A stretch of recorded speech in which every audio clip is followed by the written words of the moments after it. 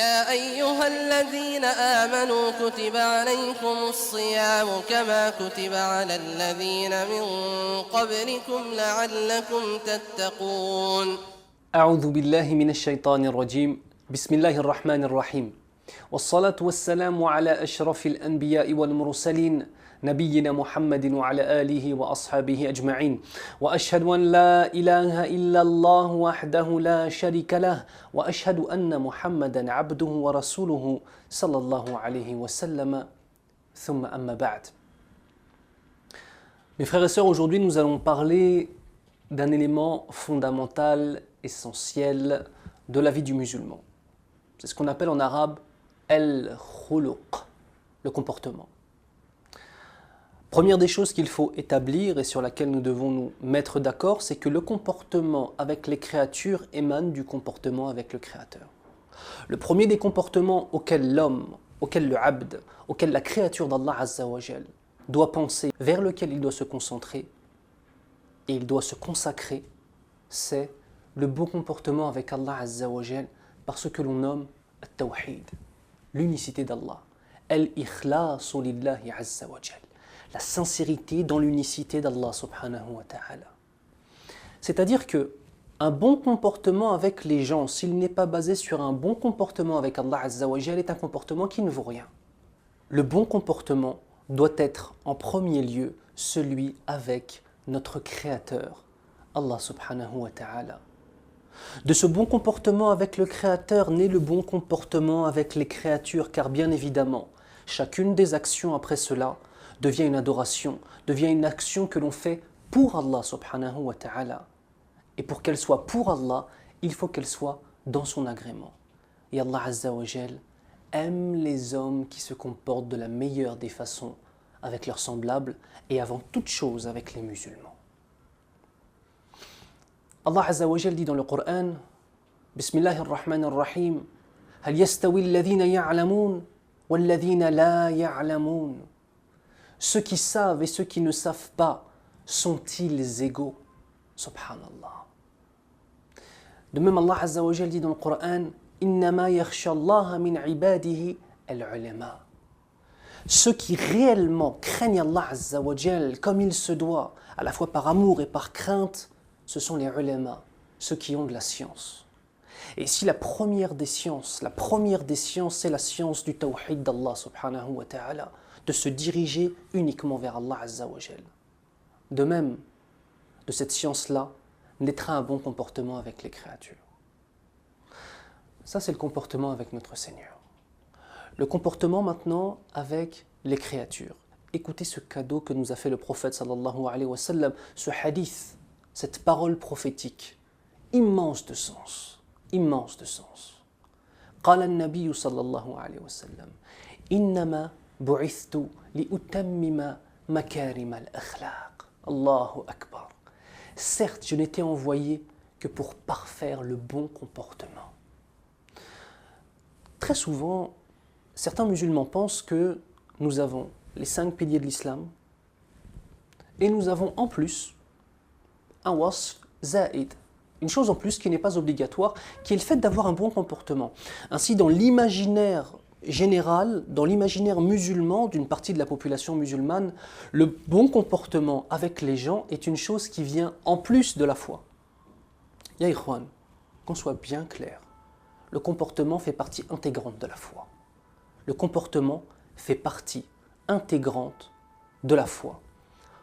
Lorsqu'un homme musulman dit la ilaha illallah, qu'il se convertit à l'islam, qu'une femme se convertit à l'islam, qu'un homme musulman de naissance revient à Allah Azza wa Jal dans un repentir sincère, sa vie doit changer, son comportement doit changer. Ses paroles ne doivent plus être les mêmes. Dans un hadith, on nous décrit le comportement du prophète sallallahu alayhi wa sallam et on nous dit, premièrement, il n'était pas vulgaire. Combien de personnes aujourd'hui sur Facebook mettent des gros mots à tout va? Il faut bien que tu comprennes, mon frère et ma sœur, que vous compreniez, pardon, mon frère et ma sœur, que chaque mot que tu dis sera inscrit. Et si tu mets une insulte ou que tu mets un gros mot ou un mot vulgaire sur ton profil Facebook ou sur Twitter ou dans un commentaire ou au téléphone, c'est inscrit. C'est inscrit pour le jour du jugement. Le prophète sallallahu alayhi wa sallam, il n'était pas vulgaire. Il n'était pas indécent de même. Le prophète sallallahu alayhi wa sallam avait de la pudeur. Nous avons un hadith où le prophète sallallahu alayhi wa sallam nous dit إِذَا لَمْ تَسْتَحِي فَاصْنَعْ مَا شِئْتَ. Si tu n'es pas une personne qui reconnaît de la pudeur, qui connaît la pudeur et qui a de la pudeur, alors fais ce que tu veux. Khlas. Dans le sens que, de toute façon, si tu n'as pas de pudeur, tu n'as pas de valeur dans la société dans laquelle tu vis. Et tu es une personne forcément qui fait du mal aux gens par sa langue et par son comportement. Le prophète sallallahu alayhi wa sallam n'était pas vulgaire, il n'était pas indécent, il ne levait pas la voix dans les marchés. Pose-toi la question, Akhil Karim. Est-ce que lorsque tu as une discussion avec quelqu'un, toutes les personnes autour de toi entendent ce dont tu parles? Est-ce que tu déranges tes voisins lorsque tu cries? Est-ce que tu déranges les voisins lorsque tu restes devant la mosquée très tard à parler fort? Est-ce que tu déranges les voisins lorsque tu es en bas du bâtiment en train de parler? Je ne suis pas en train de parler de jeunes qui vendent de la drogue. Cela, leur cas est extrêmement grave. Qu'Allah les guide.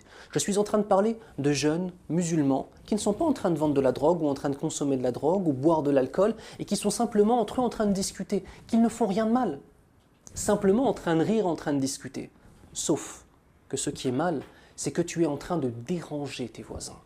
Et cette chose-là par elle-même est une chose qui est muharrama.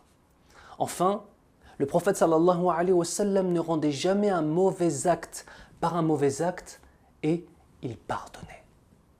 À la place des mauvais actes qu'on lui faisait, il pardonnait sallallahu alayhi wa sallam.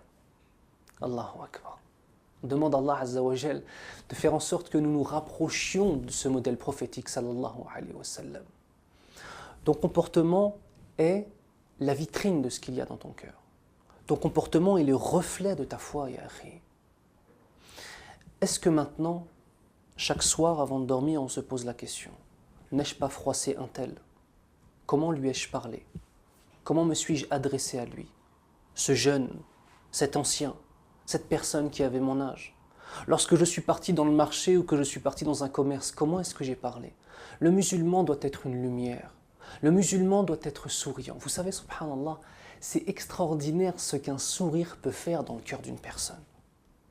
يقول النبي صلى الله عليه وسلم ابتسام على وجه أخيك صدقة. Un sourire que tu offres au visage, littéralement parlant, que tu offres au visage de ton frère, c'est une aumône. Est-ce que tu as envie de faire des aumônes, ya akhi? Laissons de côté la récompense auprès d'Allah Azza wa Jal pour chaque sourire que tu vas donner. Dis-moi la différence entre ces deux façons de faire. Tu croises un frère à la mosquée, et lorsque tu le croises, il te regarde et te dit « Salam alaikum, ça va? Bien? Alhamdulillah. » Et il s'en va. Tu as retenu ce visage? On va en faire un deuxième. Salam alaikum ya akhil karim, ça va? Tu vas bien? Mashallah, la famille va bien? Est-ce que je peux faire quelque chose pour toi? Ça va habibana? Tu lui tiens la main. Ça va akhil karim? Et tu lâches pas sa main tant qu'il n'a pas lâché la tienne. Tu lui montres qu'il a de l'importance. Parce que c'est un musulman. Et parce que chaque personne qui dit La ilaha illallah, Muhammadur Rasulullah sallallahu alayhi wa sallam est une personne importante. Ce sourire et cette importance pour les gens me fait penser à un récit qui est arrivé dans la vie du prophète sallallahu alayhi wa sallam à chaque moment de sa vie, subhanallah. Le prophète sallallahu alayhi wa sallam avait cette particularité que lorsqu'une personne s'asseyait avec lui, il avait le sentiment d'être la personne la plus importante à ses yeux. Ainsi, il y a un hadith qui est connu où un homme, un sahabi, radiyallahu anhum jami'an, se lève devant tout le monde avec le prophète sallallahu alayhi wa sallam, avec les autres sahaba autour de lui et dit « Quelle est la personne que tu préfères le plus, ya Rasulallah? Quelle est la personne que tu aimes le plus, ô toi prophète d'Allah sallallahu alayhi wa sallam ?» Le prophète sallallahu alayhi wa sallam de répondre Aïcha. Il répond qui? Aïcha radiyallahu anha. Son épouse, l'épouse qu'il préférait. Subhanallah. Ce sahabi, en entendant cette réponse, subhanallah, bon, Aïcha radiyallahu anha, c'est normal, c'est sa femme, elle était vierge quand elle s'est mariée avec lui. Voilà. Thumma man, qui après cela? Et que dit le prophète sallallahu alayhi wa sallam? Son père, Abu Bakr as-Siddiq radiyallahu anhu. Le sahabi se dit, bon, son père c'est normal, c'est Abu Bakr as-Siddiq radiyallahu anhu, cela fait longtemps qu'ils sont ensemble, c'était son ami même avant d'être un prophète, ils ont fait la hijra ensemble, il a akhirihi. Il a encore espoir que ce nom vienne après. C'est ça en fait. Ce sahabi qui se lève croit que le prophète sallallahu alayhi wa sallam va dire « C'est toi que j'aime le plus ». Donc on dit à Aïcha. C'est bon, c'est son épouse, c'est normal. Il dit qui? S'attend à entendre son prénom, afin que tout le monde l'entende. Abu Bakr as-Siddiq radiyallahu anhu. Il dit bon, c'est son meilleur ami. Il dit Thumma man? Qui? Omar ibn al-Khattab radiyallahu anhu. Ah, c'est Omar, d'accord. Thumma man? Uthman ibn Affan. Uthman ibn Affan, il est marié, il a été marié avec 2 de ses filles. Thumma man? Ali ibn Abi Talib radiyallahu anhum jami'a. Et le sahabi a compris. Il s'est tu et il s'est assis. Ce hadith est important parce qu'il nous montre que dans la conscience collective de tous les musulmans autour du prophète sallallahu alayhi wa sallam, chacun pensait qu'il était important. Et effectivement, il était important. Mais chacun pensait qu'il avait une valeur exceptionnelle auprès du prophète sallallahu alayhi wa sallam. Et c'est ça le modèle dans le comportement. On a dit le premier des comportements, celui avec Allah Azza wa Jal, d'avoir un dogme authentique et de l'adorer comme il se doit, avec la méthodologie qui est la bonne méthodologie dans la façon de comprendre les textes et de se comporter, bien évidemment. De cela naît le comportement avec les créatures. Si nous avons le comportement avec les créatures sans celui avec le Créateur, c'est complètement problématique. Si nous avons le comportement avec le Créateur, mais pas celui avec les créatures, c'est un manquement évident à la fois. On demande à Allah Azza wa Jal de faire en sorte que nous soyons des hommes et des femmes qui prennent exemple sur la meilleure des créatures qui ait posé son noble pied sur cette terre, Muhammad ibn Abdullah sallallahu alayhi wa sallam. Nous demandons à Allah subhanahu wa ta'ala de faire en sorte que notre comportement devienne une chose aussi naturelle que le fait de respirer, que le fait de boire, que le fait de manger.